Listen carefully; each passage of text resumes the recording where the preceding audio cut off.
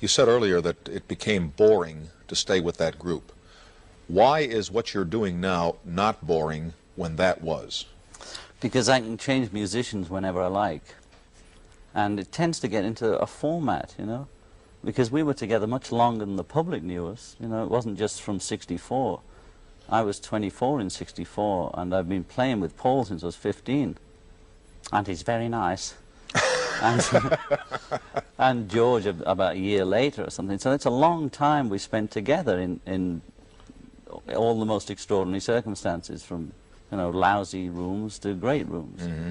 And so it wasn't just the public just think, oh, you were only together 5 years, we've only got 5 million records, you know. But we were together a long, long time, and we just became stale musically. But how are you not stale musically now, aside from changing because musicians? I'm interacting with different musicians. To me, they're musicians. They're not just, you know, it's not like, to people, they're all stars, right? It's like having Elton John and Elvis and a few people playing, you know. To me, it isn't. It's just musicians, and to them, it's the same. So if you play with the same person all the time, you get into a rut. Even if you play tennis with the same person. It's boring. It comes to a time when you know every move, and you have to find somebody else to play with. As you listen to music today, I don't know if you listen to the Yeah. radio a lot or if you listen mostly to records, but what are things that you see that you think are good or bad? Well, that's pretty general. I like the disco music that's out now, which is great music. I like the thing that happened in Jamaica called reggae. There's a music in Jamaica called reggae, which has been around for years under the disguise of ska, blue beat, etc., etc., but it finally formed itself into reggae. And that's about the really newest thing that's happened in music in the last 5 years or 6 years. Do you think anything new happens to music, or is it a continual series of cycles, and that maybe 100,000 years ago somebody had the same kind of beat or the same kind of whatever it is that makes it different, and that maybe the whole thing is just going in cycles, or are we in fact discovering things all the time? I think there's something to the cycle thing, but I think if you apply the cycle idea to it, that's a cycle for everything, not just music. You know? Mm-hmm. But it's snowballing either just because of electricity or because of all the garbage everybody picks up, because we keep inventing things, right? So it does change, and it has cycles in a way, you know, like I think the whole whatever it is, the universe is a series of cycles. But the music has to change because they keep inventing new things, like, you know, films change, it's now video, so it's, in that way it's different. But don't you know that in about 1988 there's going to be a group come out that is going to pick right back to the sound that you guys had in the since you're 15 years old, and all kinds of critics and all kinds of writers are going to say, wow, look at this, we've got this whole new sound that's reminiscent of the Beatles back in the 60s. Well, they'll probably be playing Grutsch blobs and Zachtungas, right? You know, they'll have new instruments, and although rock and roll was brand new when it came out and excited everybody, it was sort of, it had roots in blues and jazz, so in that way they would have their roots in the 60s, 70s, and possibly further back. But you can't say that rock and roll is like the 20s music, although if you look for it, you can find out where it came from. Mm-hmm. And you can find out where Beatles music came from, or any music came from. It's just like, it has its history. Before we get into your immigration status, and we'll bring Mr. Wilds out at that time. Hooray! Hooray! And that is a controversy for you and for people who would want you to stay in this country.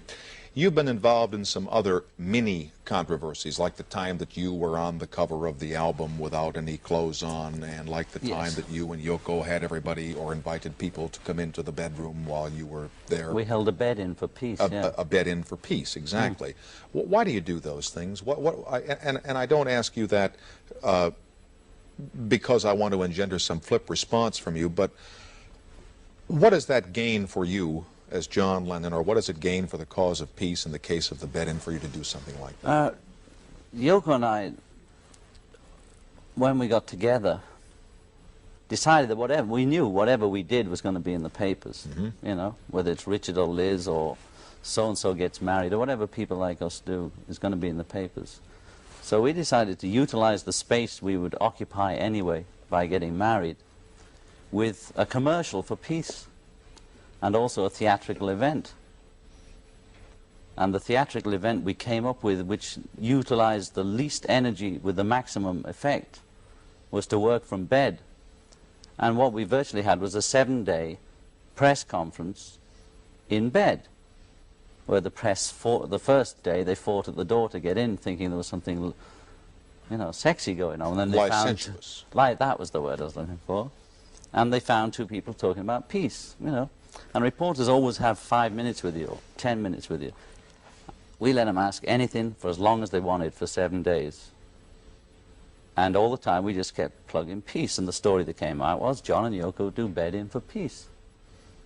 And we were just promoting peace, like you promote any product. You know, they promote war, join the Marines, join this. We were promoting peace. The Naked album cover was less general than that, meaning we didn't have. That was one of the first things we did.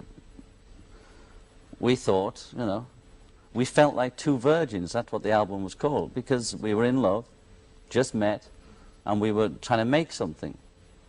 And we thought to show everything. People are always looking at people like me, trying to see some secret, or what do they do? What do they do? You know, do they go to the bathroom?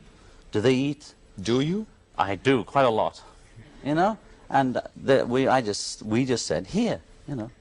And that was in 1968, and all hell broke loose. But now they're jumping around naked all over the place, right? Yes, they are, as a matter of fact. Right, so we were just ahead of our time. What difficulties are there for people who are in the public eye, who know, as you and Yoko did, that whatever you do, it's going to be picked up in the press, and you really can't go out and, I suppose, have a quiet dinner or go to the park or go to a movie or something like that? What difficulties are there in your life when there's such adulation for you and such curiosity about what you do all the time? Well, that's cool, because that's part. I reckon that's part of the. What, part of the territory? You know? Yeah, but you see, having gone through the Beatlemania thing, nowadays it's nothing like that. I mean, I can walk down the street and somebody just say, "Oh, hi, John," and they usually say, "How's your immigration?" You know, if it's in New York, right?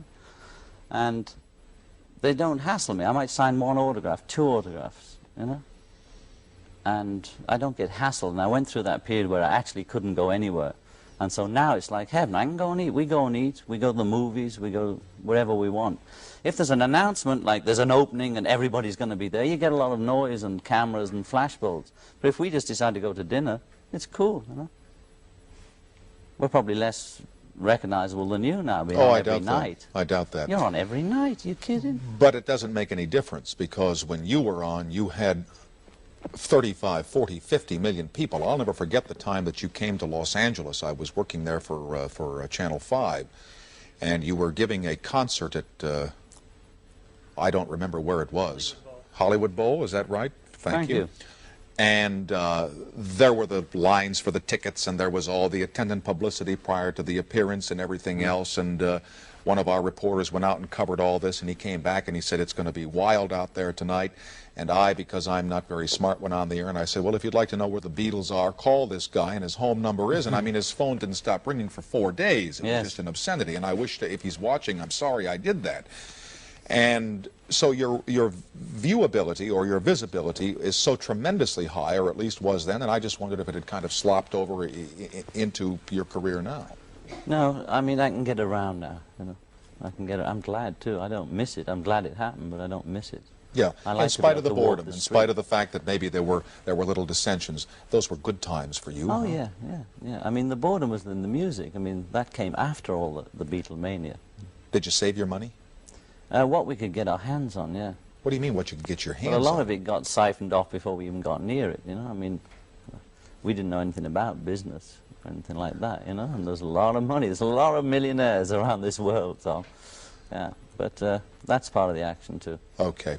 Let me pause here for these announcements. We'll continue with John Lennon on tomorrow in 2 minutes and 5 seconds, and I trust you'll stay tuned. Thank you.